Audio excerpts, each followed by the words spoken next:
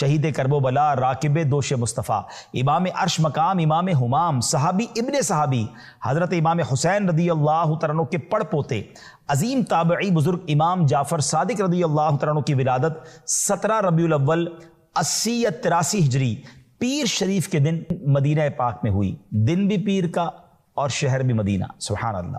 آپ کا نام جعفر ہے اور کنیت ابو عبداللہ اور ابو اسماعیل ہے۔ آپ کی ولادت باسعادت 80 ہجری میں ہوئی۔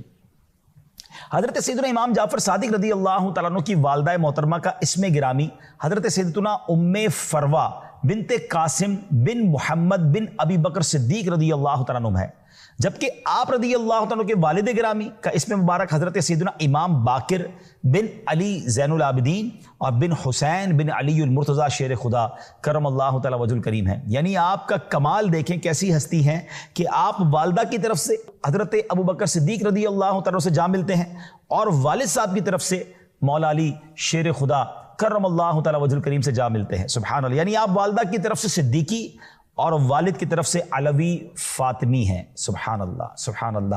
کس قدر بڑا نسب ہے آپ کا، کیا عالی خاندان ہے۔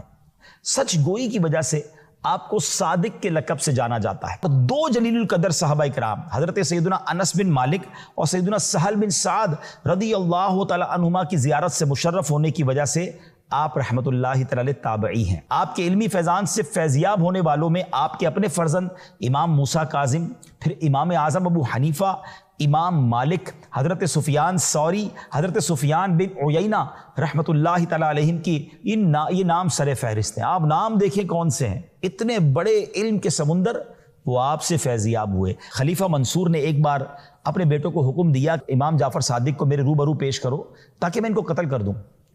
وزیر نے منع کیا کہ دنیا کو خیر آباد کہہ کر جو شخص عزلت نشین ہو گیا اس کو قتل کرنے کا کیا فائدہ ہے، وہ تو ویسے دنیا چھوڑ چکے ہیں، وہ عبادت میں مصروف رہتے ہیں۔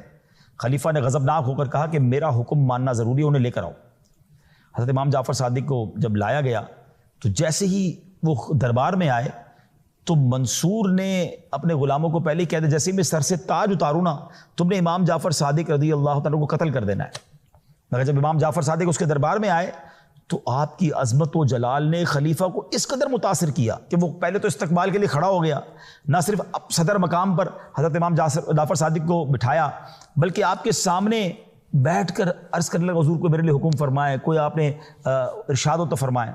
تو آپ نے فرمایا میری سب سے اہم ضرورت اور حاجت یہ ہے کہ آئندہ کبھی مجھے دربار میں نہ بلانا، میری عبادت اور ریاضت میں خلل واقع ہوتا ہے۔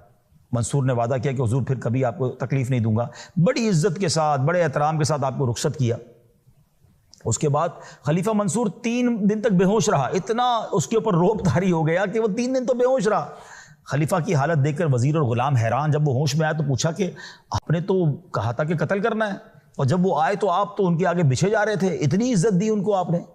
تو وہ کہہ رہے ہیں بات یہ کہ جب امام جعفر آئے تھے نا، تشریف لائے تھے، تو ان کے ساتھ ایک بہت بڑا اژدہا مجھے نظر آ رہا تھا، اتنا بڑا اس کا منہ تھا کہ وہ مجھے میرے پورے چبوترے میرے پورے اسٹیج کو بھی کھا جاتا، اور اس نے مجھے کہا کہ اگر تم نے ذرا سی بھی گستاخی کی تو چبوترے سمیت تمہیں نگل جاؤں گا۔